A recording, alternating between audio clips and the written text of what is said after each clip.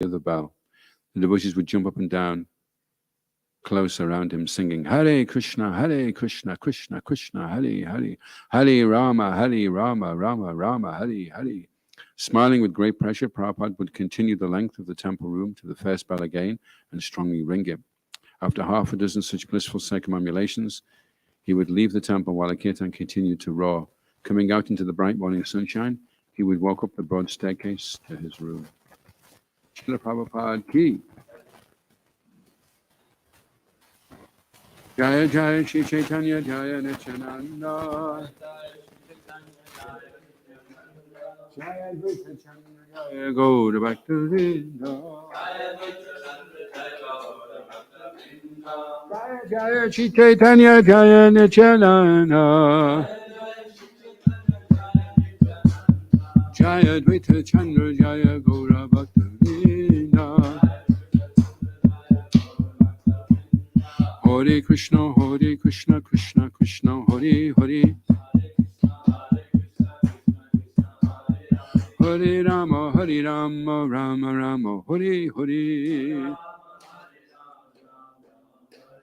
Reading from the Sri Caitanya Caritamrta. This is the Lord. This is chapter 19. The Lord instructs Sri Rupa Goswami. And we're on text 189.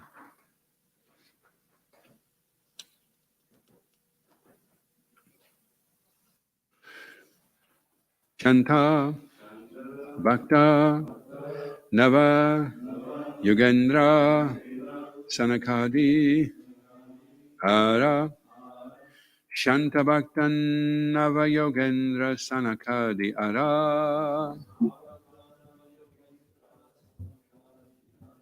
Dasha Bhava Bhakta Savatra Sevaka Apara Dasha Bhava Bhakta Savatra Sevaka Apara Shanta Bhakta Navayogendra Sanakadi Ara Dasya Bhava Bhakta Savatra Sevaka Apara Shanta Bhakta Navayogendra Sanakadi Ara Dasya Bhava Bhakta Savatra Sevaka Apara.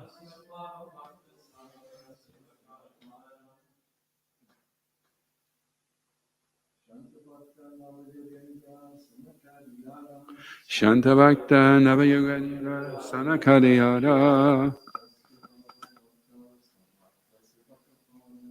Dasya Bhava Bhakta Savatra Sevaka.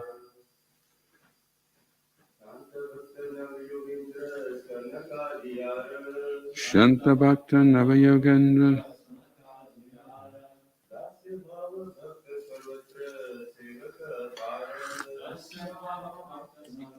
Sevaka Apara Santa Bhakta Navayogendra Sanakadi Ara Dasya Bhava Bhakta Savatra Sevaka Apara Shanta Bhakta Navayogendra Sanakadi Ara Dasya Bhava Bhakta Savatra Sevaka Apara. Lady.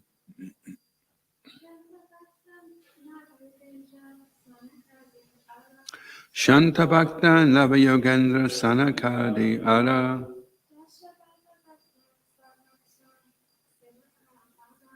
Dasya Bhava Bhakta Savatra Sevaka Apara. Shanta Bhakta. The neutral devotees. Nava, 9. Yogendra, saintly persons. Sanaka Adi Ara, and the four Kumaras headed by Sanaka. Dasya Bhava Bhakta, devotees in Dasya Ras. Savatra Sevaka Apara. Similar innumerable servants everywhere.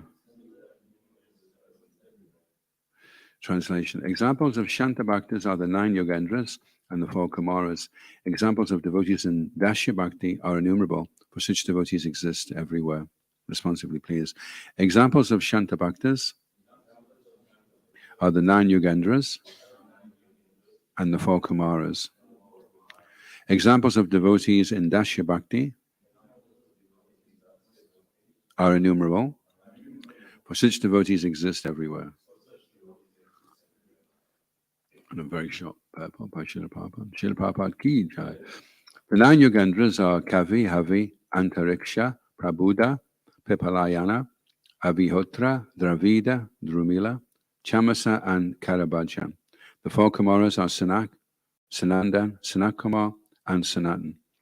The 7 devotees in Gokul are Raktak, Chitrak, Patrak, and so on. In Dwarka there are 7s like Daruka, and in the Lord's pastimes, in the material world, there are 7s like Hanuman. So I'll read the next few translations, if that's okay. In Vrindavan, examples of devotees in fraternity are Sridham and Sudam. In Dwarka, the Lord's friends are Bhima and Arjuna. In Vrindavan, the devotees in parental love are Mother Yashoda and Father Nanda Maharaj, and in Dwarka, the Lord's parents are Vasudeva and Devaki. There are also other superior persons who are devotees in parental love. Chief devotees in conjugal love are the gopis in Vrindavan, the queens in Dwarka, and the goddesses of fortune in Vaikuntha. These devotees are innumerable. Attachment for Krishna is divided into 2 categories. One is attachment with awe and reverence, and the other is pure attachment without reverence. Pure attachment without reverence is found in Gokul, Vrindavan. Attachment in which awe and reverence are prominent is found in the 2 cities, Mathura and Dwarka, and in Vaikuntha. When opulence is very prominent, love of Godhead is somewhat crippled. According to Kevala devotion, however, even though the devotee sees the unlimited potency of Krishna, he considers himself equal to him. On the transcendental platform of neutrality and service, sometimes the opulence of the Lord is prominent.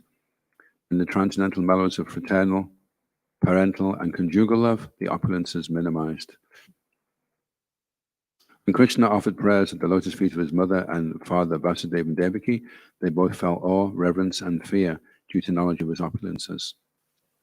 When Devaki and Vasudeva understood that their 2 sons, Krishna and Balaram, who had paid obeisances to them with the Supreme Personality of Godhead, they became fearful and did not embrace them. Prabhupada Srila Prabhupada ki jai. This verse, quoted from Srimad Bhagavatam 10.44.51, describes what happened just after the killing of Kamsa by Krishna and Balaram. Vasudeva and Devaki saw their son kill the powerful demon Kamsa, and after this they were immediately released from their shackles. Balaram and Krishna then offered respects to Devaki and Vasudeva. Both the father and the mother wanted to embrace their sons, but they understood that Krishna and Balaram were the Supreme Personality of Godhead, and therefore they hesitated to embrace them. Their parental love for Krishna and Balaram was therefore hampered and decreased by awe and reverence. Om Jnana Timiranda Shagananjana Shalakaya Chakshurun Militam Yena Tasmai Shri Gurave Namah Shri Caitanya Manobhistam Stapitam Yena Bhutale Swayam Rupa Kadamayam Dadati Swabhadantika Jaya Shri Krishna Chaitanya Prabhu Nityananda Shri Advaita Gadadha Shri Vasadi Gaura Bhaktarinda Hare Krishna Krishna Krishna Hare Hare Hare Rama Rama Rama Hare Hare Vanchikapatrubhyascha Kripa Sindhubhya Paritanam Bhavanebhyo Vaishnavebhyo Namo Namaha. So in this section, the Lord's instructing Srila Rupa Goswami, Lord Chaitanya, and he's explaining the different rasas, neutral, servant, friend, parental, and conjugal. And it's interesting, this pastime where Devaki and Vasudeva saw Krishna kill Kamsa. Because what's interesting, actually, the Kamsa was very, very powerful. He had control of all the demons, not just on earth, but throughout the universe. So he was extremely powerful. And just to really make the point after Krishna had punched him to death, then he dragged him off the dais by his hair and then dragged him along the wrestling arena. So just to make it really obvious that he was absolutely dead. So when they saw that, then they realized Krishna was very powerful, extremely powerful. And so then the awe and reverence came in. And then so Krishna, by the power of his yoga maya, he makes Devaki and Vasudeva forget that he's the Supreme Personality of Godhead. And then Mother Devaki immediately embraces him and starts treating him like a little child again. So there's Mahamaya, which is when we're in illusion about who Krishna is. And there's Yogamaya, which is also when we're in illusion about who Krishna is. And theologians struggle with this this problem of knowing who God is and interacting with him. There was one philosopher who was saying that because God is so big, then you can't get far enough away from him to see what he looks like. Which, if the whole material universes are like one mustard seed, and you're inside a tiny speck inside a mustard seed, and you can imagine it would be very difficult to be able to interact or even behold Krishna. So, but at the same time, Krishna is there's a beautiful book by Sri Ramaraj Naparayam that Krishna feels inadequate to reciprocate with this devotee, which is interesting, isn't it? Because the living entity is like a tiny little pipsqueak, and there's Krishna, unlimited, powerful. But he's so complete and perfect that Krishna feels he can't repay the single-pointed devotion with which his bhaktas, especially the gopis, show for him. And so he says, I'm sorry, I can never repay this debt, even in a million lifetimes of Brahma. So the living entity is feeling overwhelmed by the inconceivable, unlimited potency of God, and God is feeling incapable of reciprocating with the love of the living entity. So that's interesting, isn't it?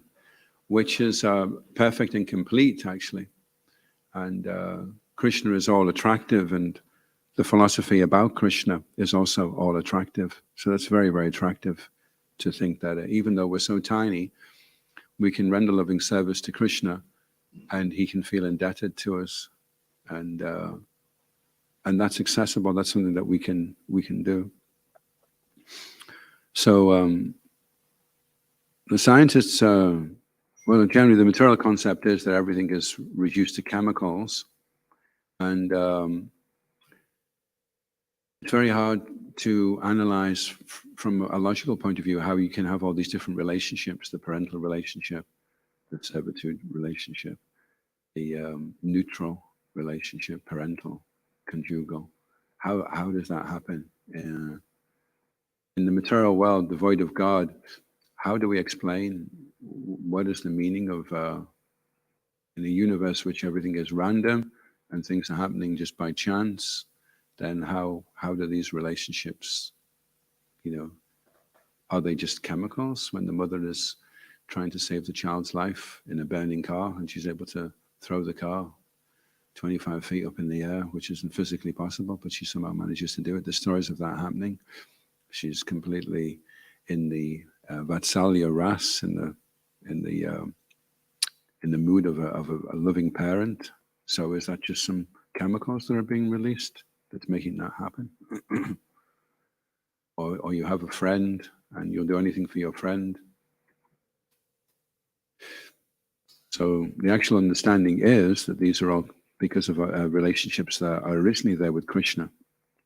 There's the center, and then the living entity has one of these relationships. And then there's different types of devotees. Srila Prabhupada explains there's the Navayogendras and the 4 Kumaras, and they're Shanta, in the mood of neutrality. And then there's Dasya, servitude. So all these different devotees, Bhima and Arjuna, are in the Sakya Ras, friendly. And then also there's different realms where we can have those relationships with Krishna. In Vaikuntha, then everyone is all in reverence, so one realm. And then there's Dwarka and Mathura, and there the opulence of the Lord is very prominent. But that opulence cripples the love, which reminds me of that story. They were waiting. One man was waiting to see I think he was the president, some really important person, and he said the messenger came out in the office that he's really busy just now, but if you can hang on here, he'll see you in an hour. So the person was sitting there, and 1 hour went by, 2 hours went by, 3 hours, and he thought, I'm just going to have to hop in and see if I can have a quick. So he popped his head in, and the big prime minister guy, he was on his hands and knees, and his grandson was riding him like a little donkey. He was playing the donkey with his grandson, you know. And then he had to assume again the prime minister, you know. So Krishna enjoys, and if you said to the prime minister, would you prefer to be the prime minister or play the donkey? He'd probably prefer playing the donkey with his little grandson, you know. So the opulence is there, but it hampers the intimate love. And Sri Ramanuja uses a nice phrase in Sangati. He says, Krishna casts aside his Godhead, which is an inconceivable potency that he has. Rupa Goswami was answering the question. They were saying, well, if Krishna knows he's God, then is he just pretending when he's crying and when the Yashoda's chasing him with the stick? Because if that's the case, then that kind of diminishes if he's just pretending, you know. Or if he's not pretending, then doesn't that diminish his Godhead? Because now he's forgotten he's God. And he's supposed to be all-knowing, but he's running away and he looks really scared of Mother Yashoda, you know. So Rupa Goswami explains he has the Achinta Shakti, that he simultaneously is aware and not aware. To facilitate his living intimacy with his devotees, he's not aware, but at any point he can become aware if needed. And he has all these powers, these different energies that are in control, Achinta Shakti. Then he has, there's one Shakti where he becomes overwhelmed by compassion. And so they orchestrate Krishna's pastimes so that he can enjoy them to the fullest. And anytime that it's needed, that he needs to assert himself as the Supreme Person, then immediately the relevant information is given to him. And that again is to simply enhance his enjoyment. Any questions or comments? Lord Caitanya teaches the Madhurya Ras. So did he descend to teach us any other rasas? Well, it's interesting because there's a combination. He's showing us how to access Madhurya Ras through Dasya Ras, because all is. So he's showing us how to access Madhurya Ras, but all his relationships are in Dasya Ras. Well, Mother Yashoda is Vatsalya, but most of the devotees of Lord Caitanya were in Dasya Ras. They were just serving him. And even Gadadhar Pandit was a servant or friend, a friendly relationship there to some degree. But the overwhelming rasa was Dasya. That's what Lord Caitanya was teaching, you know, to be very humble and to show respect and to serve. But he was showing how being like that, in that rasa with him, you can then access Madhurya Ras by chanting the Maha Mantra. And then we right now I'm reading Vilapa Kusumanjali, which you've just started also, Raghunath Dasa. So Raghunath Dasa is showing how to be a sadhaka. And sadhaka is one that's aspiring for perfection. Although he's Nitya Siddha, but he's showing how the sadhaka. But then he has his Siddha form as Rati Manjari. And so sometimes he goes into that. And then when he comes back, he's Das Goswami again. And he's at Radhakund and he's lamenting. So he's showing, this is the portal into Madhurya Ras. This is how you have to be renounced and humble and hardly sleep and hardly eat and be very respectful to all the devotees. This is how you do it. and then the door opens and you go into your swarup, and you engage in Leela with Radharani and Krishna.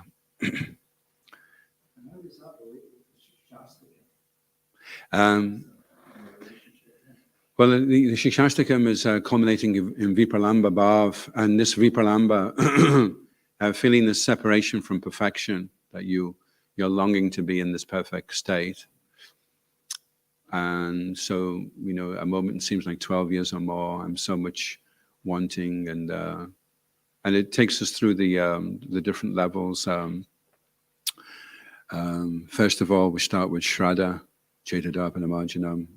We have some little faith, and then Anatanavritti, because I am offensive, I have no taste, and then we go into Nishta, which is Trinadapi, where I become completely humble, and Nadanam, Najanam, and so it takes us through the levels until we come to Prema.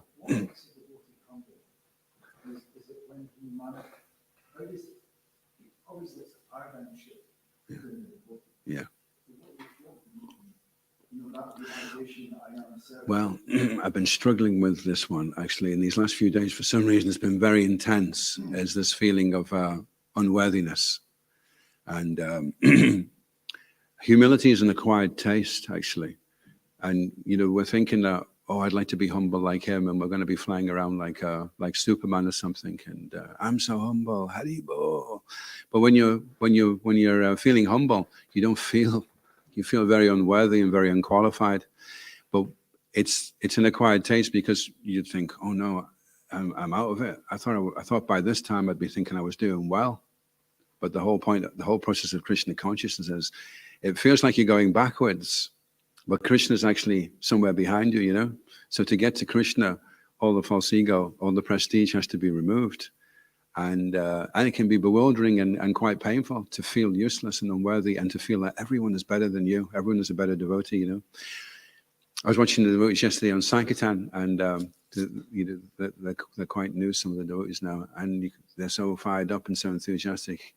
And I'm thinking, I'm just a has-been, And then this is humility. This is I'm going around thinking I'm supreme. I've been around so long. I can offer the best arati. I peel a potato in 30 seconds. I am so cool. That's not what it looks like. And Krishna's Kaviraj is saying he's feeling lower than the women still. I mean, that's intense, isn't it? To feel like that. That's humility. That's what it is. And then that humility helps us. It facilitates us to access the highest bliss. But that's the price that you want. If you want to open that door to pure bliss, then you have to be feeling lower than the low. How does that servant relationship transform into the Not personally, no. But I mean, Shiv Ramaj is pushing everyone to start approaching spontaneity, to become spontaneous. He's saying if you've been doing devotional service for 30, 40 years, you should be seeing something. There should be some desire there, starting to awaken. So then you go from having to do something to wanting to do something. You go from Vaidhi to Raga Bhakti, Raga Yuga. Then you actually want to do it now. That's when you move from Nishta into Ruchi. And then you start to become aware that you have another. But we'll try and keep this one basic, because we've got Juan with us today. We don't go too over Juan's head. Have you got any questions, Juan, about spiritual life or meditation or getting free from stress? So our main type of meditation is mantra. We're chanting mantra, and we're allowing the mantra to take over and all the other thoughts to go that are interfering with the consciousness. And that has a cleansing effect. And today we're celebrating one of the avatars, Lord Caitanya, who appeared 500 years ago. Or, well, actually probably about 540 by now, because 40 years ago, it was 500 years ago, I was told. So it's at least 540. So Lord Caitanya came to give us a process which was to cleanse he refers to the heart as a mirror. And he says, cleanse this dust from the mirror of the heart, which is all these different thoughts that are going on about me and my life and my idea of things. That gets cleansed away. And then our real consciousness starts to come out, our real self, who we are, not what's been imposed upon us by society, friends, relatives, other people. Chetadapanavanchanam, bhavamaha davagni vapanam. Any other very simple and basic questions? Yeah.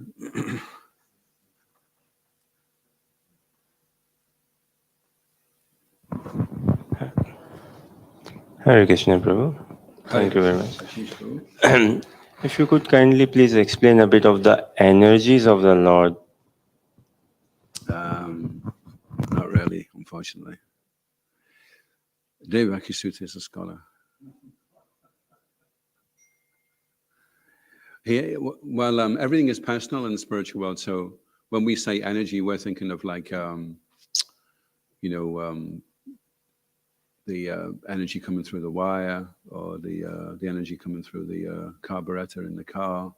But in the spiritual world, everything, when we talk about energy, we're talking about personality. So there's a person in charge of one energy, another person in charge of another energy. And they serve Krishna and facilitate him in different ways,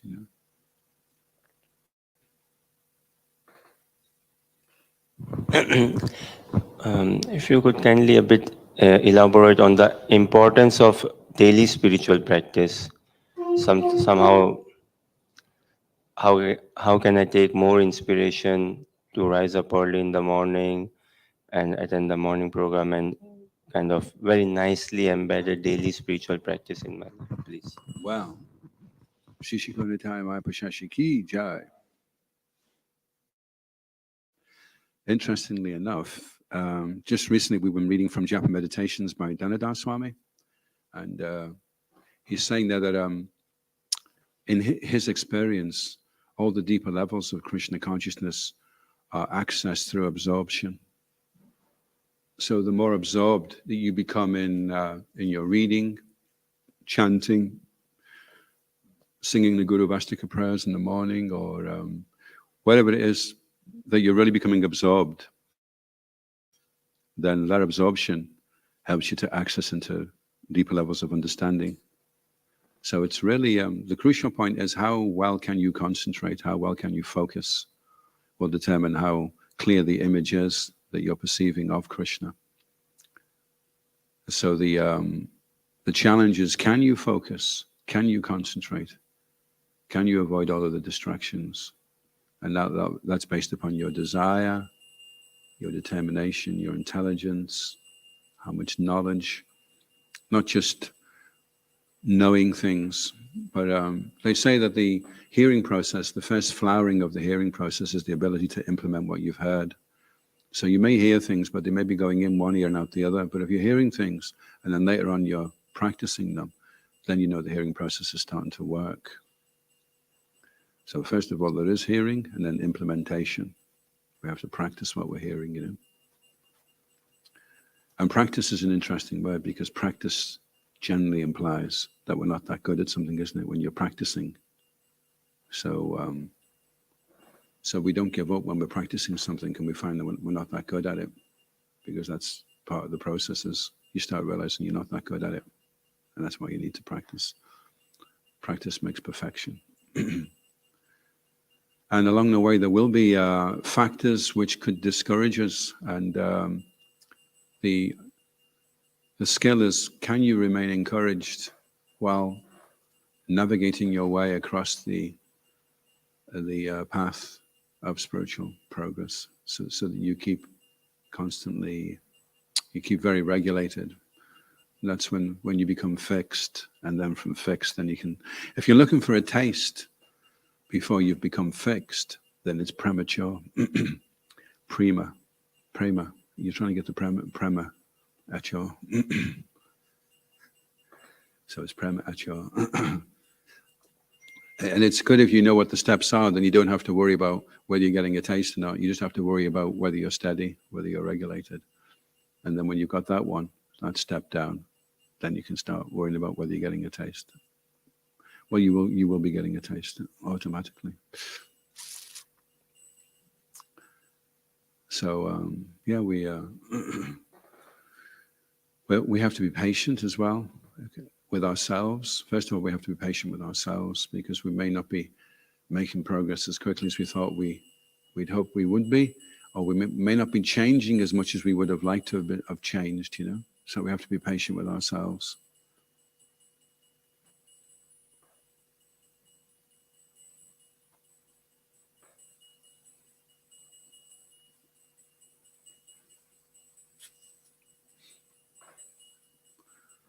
Hi, well, Pip. Hare Krishna, Prabhu. Thank you for the nice class. I have a question on humility there.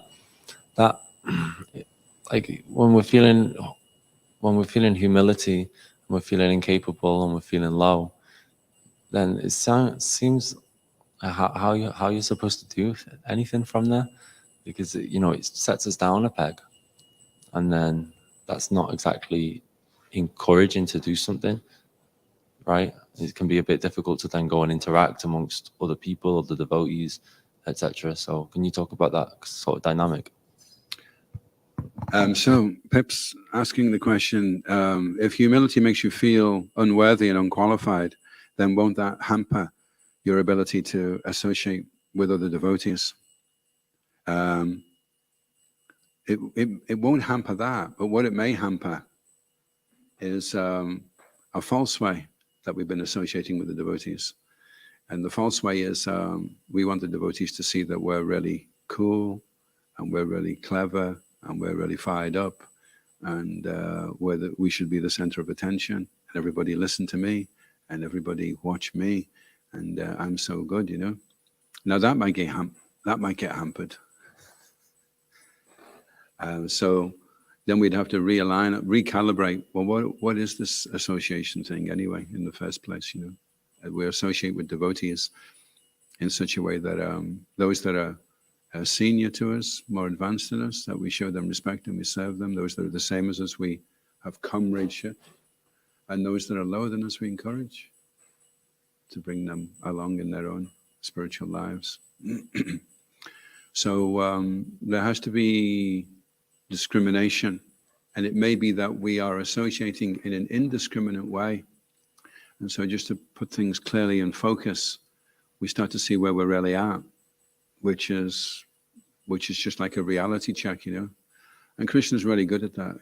That's his speciality actually, is pulling the rug from underneath, you know.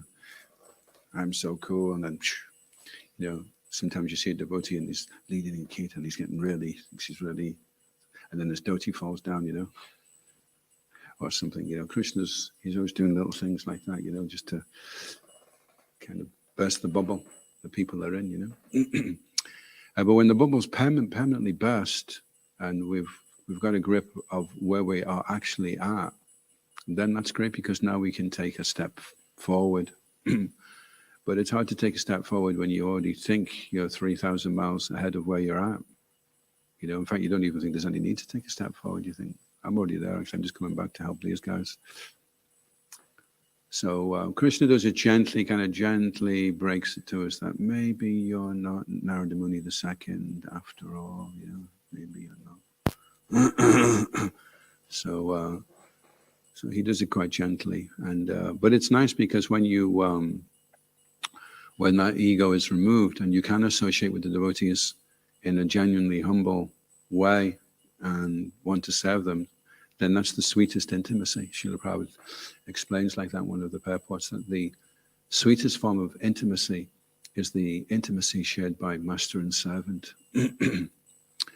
And it's not seen as being very nice. In the material world, master and servant has been very, very badly abused, you know, so the last thing people want to, you know, servitude is like completely not on the bill, isn't it? In Kali Yuga, because there's been so much abuse of people in superior positions. But it still doesn't alter the fact that when we're in that relationship with somebody who's worthy of being served, there's the sweetest intimacy.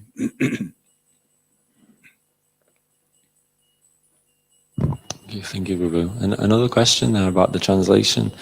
is it, you kind of see this sometimes where devotees are fearful of the Lord, and I never really quite understand this. I know it's in a different ras, it's in awe and reverence, but fearful, and I've kind of struggled to understand Struggle with fearful. fear.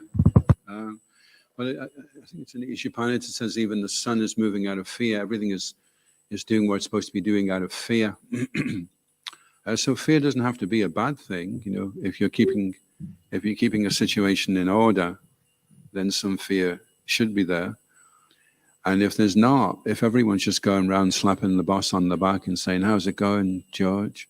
or Harry or Fred, whoever it is, and there's no fear there of doing the wrong thing, then there's a good chance you will do the wrong thing. So healthy fear is good. Unhealthy fear would be being afraid of things that are going to help you go forward in your Krishna consciousness. But unhealthy fear would be not being afraid of being familiar or complacent with somebody who should be shown a lot of respect. And there's actually a case, one of Srila Prabhupada's servants, he'd been serving him for, I think, nearly 3 years. And he says, "Srila Prabhupada, I think now I have to go away from you because I'm starting to feel the familiarity is coming in." And Srila Prabhupada immediately said, "Yeah, okay." And he replaced his servant straight away because he was too close with him, you see. And we see even with Lord Caitanya, sometimes his servant would have some difficulty, although he'd be intimately associated with Lord Caitanya all the time. But and Srila Prabhupada said that's the problem, that we don't have fear. The problem is not that we have fear, actually. I always found that when I was doing the agricultural shows, we'd be in them going around and, you know, we weren't supposed to be actually in the agricultural shows in one sense. So there was always a bit of fear there, you know. But as soon as the fear went, that was usually when I got nabbed, you know. "Oh, what are you doing? You shouldn't be in here. Where's your ticket?"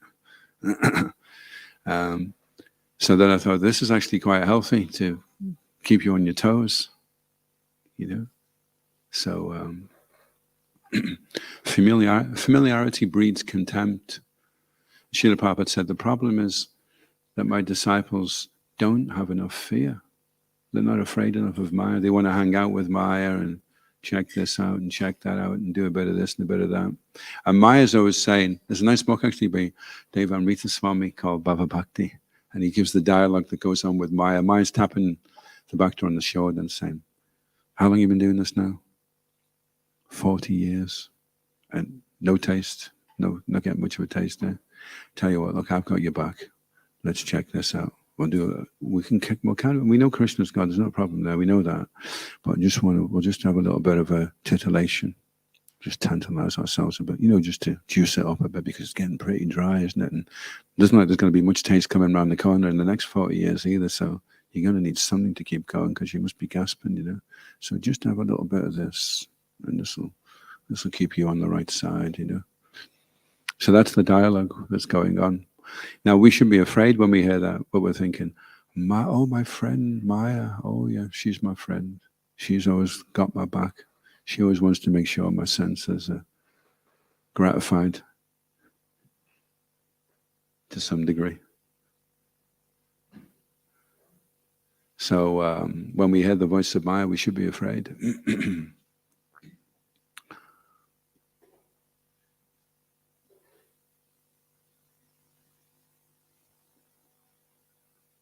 And yes, so awe and reverence. And in Vaikuntha, they're so overwhelmed by Lord Narayan's majesty, all-knowing, all-powerful.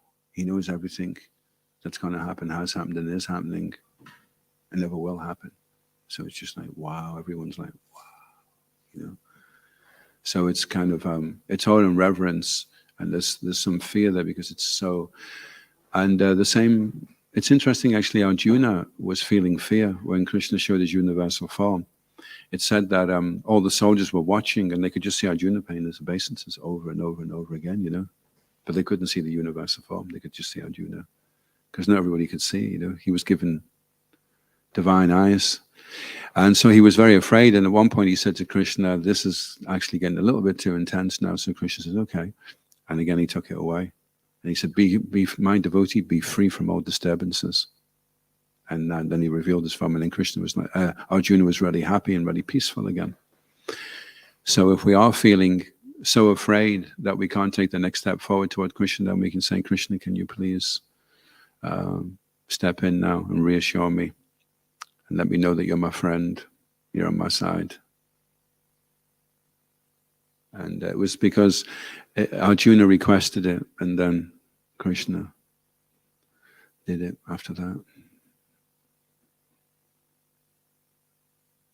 So, and I thought that was nice, actually. I like the 11th chapter in the Bhagavad Gita, because he says, you have been disturbed by this horrible feature of mine.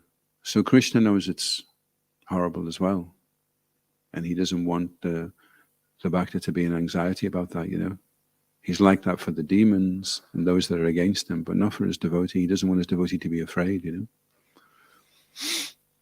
It's interesting, the pastime of Lord Nrsingadev, one devotee was explaining, we think that the pastime of Lord Nrsingadev is displaying the Lord's anger. Lord Nrsingadev coming in as the personification of anger. But it's more displaying how much love the Lord had for his devotee Prahlad.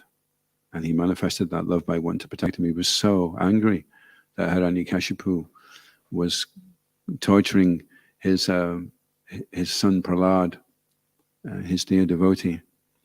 So he came in that ferocious form because he was so angry with Hiranyakashipu, but also because he so loved Prahlad Maharaj, he so much wanted to protect him. So that's how much love he has for his devotee, you know. So we should be aspiring to become like Prahlad Maharaj, so that the Lord will show his love for us by protecting us. And also showing his love for us by filling us with fear of Maya, so that we become afraid of Maya.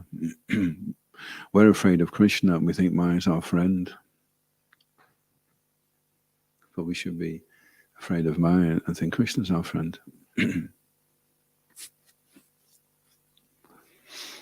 And fear is due to attachment, isn't it? The more attached you are to something, the more afraid you are of having that thing taken away from you.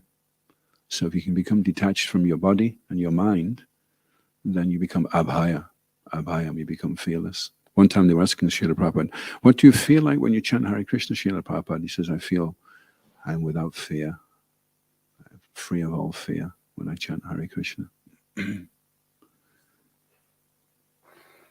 So if we're detached from everything that's material around us, then we become free from fear. The more attached you are, the more fear. It's funny how I've got kids, family, wife, grandkids, all that, but yet in the spiritual world, it's exactly the same thing. But we're told to be detached from this life and be attached to that one. It's like being married, you know, it's the same thing. Yeah. I was just hearing as well the other day in a podcast by Shiv Ramaji, he was saying that Yoga Maya arranges so that they all feel like they've taken birth in Gokul, although they're all there eternally, but they all feel like they've had a childhood. Because some of them are in their childhood, but some of them are older, but they feel like that they grew up and that these were their parents and they gave birth to them. But that's just Yoga Maya, because they've been there forever. So it's funny because we think, oh, I can't understand that. That doesn't make sense. But we'll immediately just jump into this whole thing in the material world, and that doesn't make sense. Why are you so fired up about your granny? You know, she's your granny in this lifetime. You had millions of grannies. Oh, this is your, you know, this is we're taking real, and then we can't get our head around the counterpart, the spiritual counterpart, as being real. But this is just a reflection. But we think this is real, and that's false. That's real and this is false. All these relationships. Imagine being in a waiting room in a train, right? And then the old lady goes to get on the train. No, Granny, no. Don't go, Granny. And she's like, what do you mean, Granny? I've just been in the waiting room for half an hour, you know? And then the young boy goes to, no, son, don't go. Don't take that train. So we're in the waiting room for just a very limited period of time. And people are going on their particular destinations. And then they cross at the waiting room. And suddenly we think, oh, these relationships are so important and so real, you know, but they're all going off to different journeys. You've just happened to bumped into each other here. And we think that's real. And then the thing where it's eternal, Where it's always been like that. Oh no, that can't be real. No.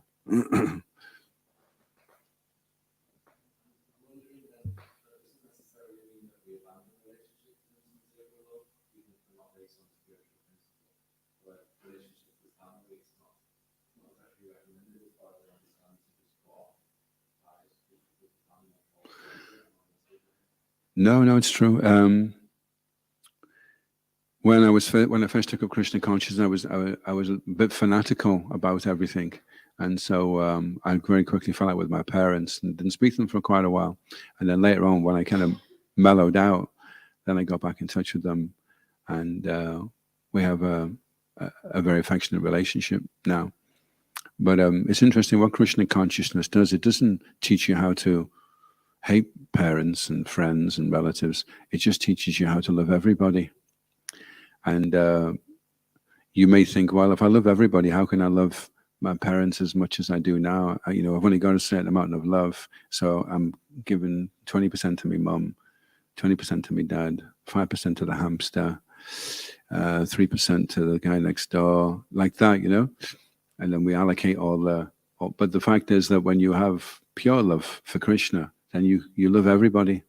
You love the hamster, the worm in the street, the traffic warden, your parents, your grandmother. You love everybody, but you love them much more than you would have loved them when you only loved them and hated other people. It becomes all encompassing. That ray of there's one Srila Prabhupada's talking one lecture where he says that the love expands so that it spreads out onto everybody when you have that love for Krishna. And then you can be more affectionate than you were before. Because generally when we love somebody in the material world, it's you scratch my back, I'll scratch yours, that type of love, But then you can love unconditionally, that no matter how the person is, even if they're obnoxious to you, you're still thinking of their welfare. Still being their well-wisher, still well-intentioned toward the person, So that takes a very high degree of integrity, very high degree of proactivity, very high degree of sense control. And these are things which are not being cultivated in the material world, rather they're being diminished, eroded. So it should be that as we go on in our Krishna consciousness, our relationships with others becomes deeper and more profound than it was before, That you really feel like you want to serve your mother now. You really want to please her. And they say that the first act of love is the act of listening. So you can start to listen more. That's why people are attracted when we're doing book distribution. You can stop somebody and they can bump into a person who actually listens to them. And then they feel immediately that they want to reciprocate with that, because it's such a rare thing that people listen to each other.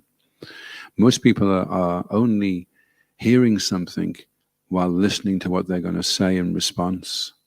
So they're only ever partially listening because they're already formulating what they're going to be saying next, And it never quite connects with what the other person's saying because they've never quite listened to what the other person's saying, So the more you're listening to your mum, the more she'll realize you love her. Jai. ISKCON Guru in the Ki. Srila Prabhupada Ki. Shri Caitanya Mahaprabhu Ki Jai. Shri Shri Gauranga Mahapashashi Ki Jai. Nita Gaura Premanandi Haribo. Gaura Bhaktarinda Ki Jai.